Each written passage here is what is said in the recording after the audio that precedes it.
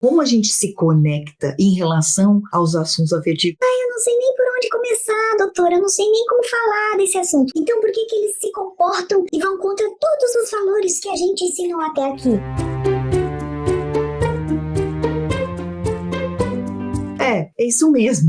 A maioria das mães não sabe, e a gente é pega meio que de surpresa. Primeiro, a gente se mune de conhecimento, a gente resolve as nossas questões e depois a gente consegue sim trazer o assunto com naturalidade, porque a gente enxerga o assunto com naturalidade, a gente muda, né, o nosso mindset, a nossa mentalidade. Essa semana eu atendi uma mãe muito legal de um menino, de um adolescente que estava usando muito a pornografia e ele tinha essa abertura de conversar com a mãe sobre isso. A mãe sabia e foi algo que apareceu durante a consulta. E aí a gente pôde orientar ele, falar por que a pornografia é ruim. Eu perguntei para ele, né? Você percebe como você está demorando mais para conseguir atingir o orgasmo? Por quê? Porque você está estimulando o seu cérebro com a pornografia. Sempre vai precisar. É como se fosse uma droga. Então eu explico para ele, né? Quando a gente bebe o álcool, quando a gente entra em contato com álcool, primeiro você toma um copo, depois você toma 2, depois você toma 3 e vai aumentando a quantidade, porque é assim que ele funciona no nosso organismo para que a gente consiga ter os mesmos efeitos. Então, um copo não me deixa mais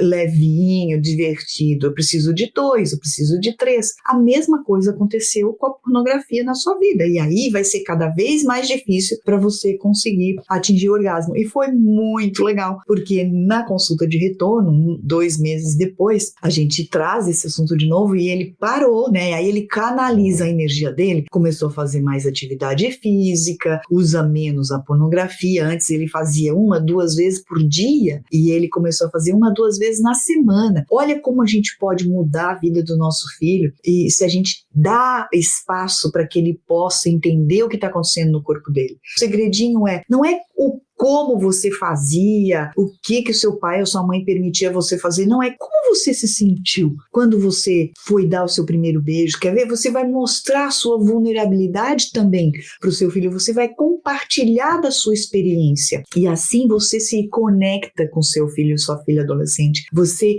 dá abertura para que ele veja, porque não tem a ilusão de que você ainda é visto pelo adolescente como que sabe tudo que é certo, é só você que sabe. Não, o adolescente ele questiona as verdades dos pais e isso é saudável para ele. Não quer dizer que ele vá sempre ser contra o que você falou. Não é que ele vai contra os valores que você trouxe até aqui. É o momento de vida que ele está. Quando uma mãe chega e diz: ai, doutora, mas eles fazem tudo diferente do que a gente ensinou até agora, dos valores que a gente cultiva. Não, peraí. Ele está na adolescência. E estar na adolescência é argumentar, é questionar essas crenças, os valores, a educação que os pais dão. Isso não quer dizer que ele vá sempre ser diferente, muito pelo contrário. Se você tem abertura, tem conexão com seu filho adolescente, com a sua filha, a tendência é que a maturidade vai acontecendo e eles começam a perceber, não, peraí, o que meu pai e minha mãe falou é verdade, eles tinham razão. Isso é o que a maturidade nos traz, mas entenda que esse movimento de transição que seu filho ou sua filha está passando, questionando os valores que você deu, pensando diferente, tem a ver com essa fase da vida, com essa construção ainda do indivíduo que ele está sendo, de quem ele quer ser, como ele quer ser visto, que a gente já falou muitas vezes aqui. A vontade dele de saber quem ele quer ser, quais são os meus pensamentos, qual é a minha identidade. Eu concordo ou não concordo com meu pai e com a minha mãe? Mas à medida que ele vai amadurecendo, essas coisas vão entrando nos eixos e quanto mais conectado e abertura e diálogo tiver, a possibilidade, a chance desse adolescente voltar para dentro de casa, para o ninho, vamos dizer assim, né? Confiar em você é muito maior, porque ele sente que o pai e a mãe estão mais preocupados com como ele está sentindo, ele é a prioridade. Então, não é que ele não vá mais ter os valores que você deu. Não, ele só está nesse período de transição. Deixa eu ver, deixa eu testar, deixa eu ver se é bem assim mesmo. E aí, claro que às vezes ele vai fazer coisa errada. E aí é a nossa oportunidade de estar lá, aberta, disponível para poder ensinar, para poder orientar, porque a gente aprende com os nossos erros. Então não leve para esse lado pessoal, muito pelo contrário, entenda, né? Não se desgaste aonde não precisa se desgastar, não ponha a sua energia. Aceita que ele está questionando, daqui a pouco ele vai voltar para você e perguntar: Outra forma de se conectar é evitar invadir a privacidade, ou seja, respeitar o momento da maturidade do seu filho. Então, às vezes, a gente quer falar de coisas que ele ainda não está pronto para ouvir, não está no momento dele ainda, né? Então, adiantar não é interessante e nem se ele já está tendo curiosidade, fala, não, isso não é para você agora.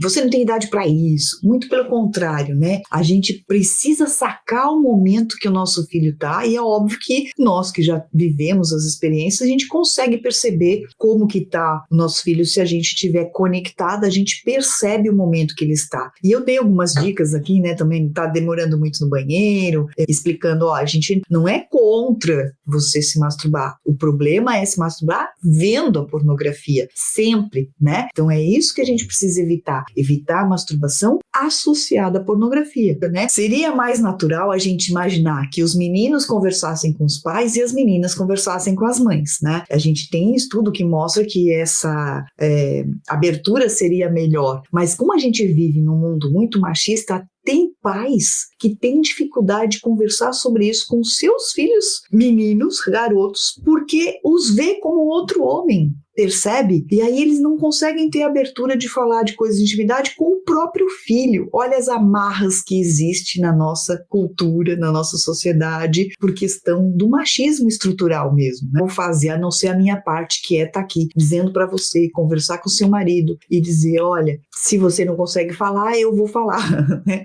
E tá tudo bem, O importante é que o filho tenha alguém para poder conversar. E se não seja você, não seja o pai, não seja a mãe, que seja um especialista em adolescente, uma pessoa que saiba lidar com o adolescente e que tenha sua sexualidade resolvida. Isso é outra questão importante, né? Outra forma de se conectar é preservar e não expor a intimidade do seu filho e da sua filha. Isso é danado, porque a gente faz até sem pensar, né? A gente faz sem pensar. Por que a gente faz sem pensar? Porque eu também já fiz. A gente fica tão empolgado, né? E como que eu fiz? Vou contar para vocês. Quando uma das minhas filhas menstruou pela primeira vez, eu não tive dúvida. Eu fui, quando a minha mãe, né, teve contato comigo, eu não tive dúvida e contei para ela. E aí a minha filha veio reclamar para mim. E eu pensei, meu Deus, fiz a mesma coisa que a minha mãe fez comigo e que eu não gostei. Olha como a gente faz as coisas, como a gente repete os padrões sem nem se dar conta. É claro que eu estava toda feliz, que a minha filha já não era mais uma criança, era uma mocinha, e eu quis compartilhar com a minha mãe. Mas para minha filha foi uma exposição da intimidade dela e isso foi ruim para ela. Por quinto, né, outra forma da gente se conectar, respeitar os sentimentos, não achar que é besteira, tá preparada para aquele momento de que levou o pé na bunda, tá triste, tá arrasada e a gente desvalida esse sentimento. Daqui a pouco você tá apaixonada de novo. Não, vai passar. Não. É sofrido mesmo, para eles é muito intenso. Às vezes a gente precisa só, eu gosto de dizer assim, ficar de boquinha calada. Minha filha fala para mim, mãe, eu não quero seu conselho, eu quero seu consolo. Às vezes a gente só precisa dar para o nosso filho, para nossa filha adolescente, um espaço de colo mesmo, como se fosse o colo que a gente dá quando pequenininho. Fica junto, tem filho que gosta do contato físico, dá o abraço, às vezes eu não preciso do colo, do afeto, do toque, mas eu posso ver um filme junto, dá o seu tempo para acolher esse momento de sofrimento, né, de uma experiência que não foi positiva, né, porque quando é bom, eles nem lembram da gente, né? Quando tá sendo positivo, querem mais ficar só com o namorado, com a namorada, mas tem os momentos negativos também, e todos são sentimentos, e a gente não pode desvalidar os sentimentos, porque isso mexe muito com a autoestima, com como eles vão lidar com o próximo relacionamento, se vai ficar com medo ou que não vai.